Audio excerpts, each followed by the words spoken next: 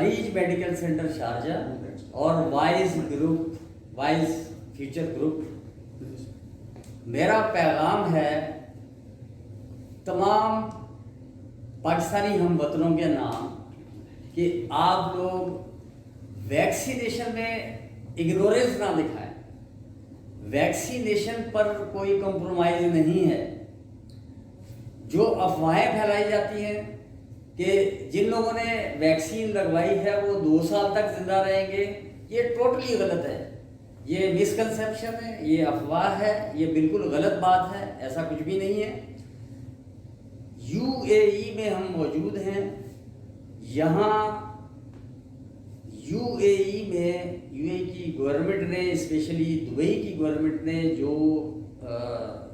निज़ाम बनाया और पेंडेमिक में, कोरोना पेंडेमिक में जितना काम यूएई में किया, उस पर मैं अक्सर लिखता हूँ कि पूरी दुनिया में नंबर 1 कंट्री है यूएई, जिसने कोरोना क्राइसिस पर कंट्रोल में बेहतरीन हिकमत अमली इख्तियार की।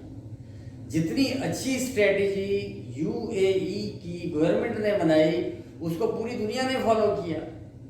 नो डाउट कि पाकिस्तान ने कोरोना के मुतालिक बहुत अच्छी हिकमत अमली इख्तियार की और इस हुकूमत की बेहतरीन और बहुत ज़्यादा कामयाबियां हैं पाकिस्तानी गवर्नमेंट की। इसको हम अप्रिशिएट करते हैं।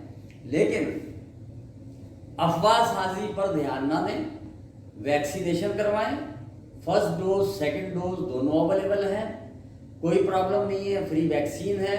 और इस सिलसिले में मैं बीइंग ए पाकिस्तानी, मैं government of UAE, His Highness Sheikh Mohammed bin Rashid Al Maktoum और prime minister and president of Dubai, और His Highness Sheikh Khalifa bin Zayed Al Nahyan और प्रेसिडेंट ऑफ यूएई और हुक्मरान जो है यूएई के, उनकी और पूरी यूएई की गवर्नमेंट का मैं पूरी पाकिस्तानी कम्युनिटी की तरफ से बेहद शुक्रगुजार हूँ कि इतनी ज़्यादा अच्छी हिकमत अमली इख्तियार की कि कोरोना पेंडेमिक में, कोरोना की जो वबा है, इस पर कंट्रोल करने में